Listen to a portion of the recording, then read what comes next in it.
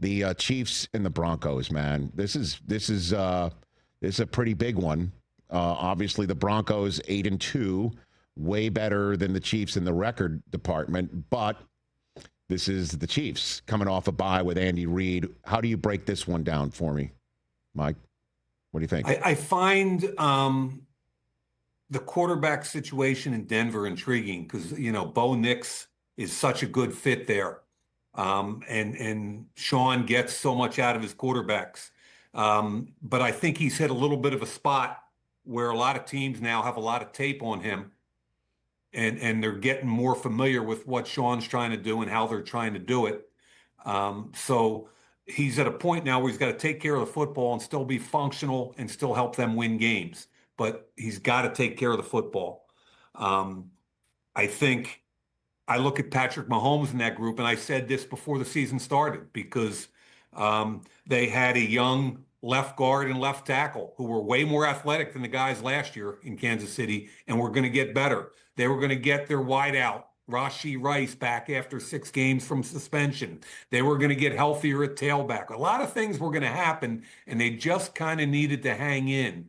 And I thought Patrick Mahomes would help them do that. So it's probably a little bit more dramatic than I expected. It's taken a little bit longer, but I always have my money on Patrick Mahomes and Andy Reid, and ultimately the division for me still goes through them, even though they're behind 2 other teams. Yeah, I know. So what does it come down to? The ability to get Mahomes off the spot, although that sometimes doesn't work out for you. I mean, what does it come down to in this one, do you think? You can't let them run the ball at all, right. And they've struggled a little bit there, and they've had some guys hurt. But you can't let them have that other avenue to give Mahomes a break and some relief where he doesn't have to be the man every play. Right. So you got to take care of the run game, number one. Even though that sounds counterintuitive, you can't give them any air to breathe. I think Kelsey, he's not as explosive as he used to be. Still makes plays. More than anything, if you limit their big plays, and I'm talking about both Patrick scrambling, because the thing Patrick does best is scramble with his eyes up and make plays down the field. If you can limit big plays, you can limit their offensive production and make them go 70, 80, 90 yards every drive without a penalty or a turnover. And that's how you beat them.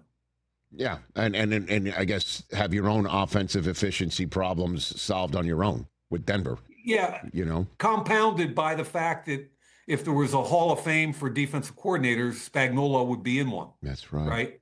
So they're not going to beat themselves on defense. They're going to force you to make plays. They're going to put a ton of pressure on that quarterback where he's going to have to make some plays with his legs and his arm.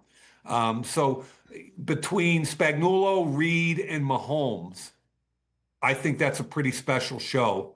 And you can't make mistakes. You just can't. You can't beat yourself. You've got to make Kansas City beat you. Hey, you made it all the way to the end. Thanks for that. Check us out every single day streaming live on Disney Plus and the ESPN app 12 to 3 Eastern.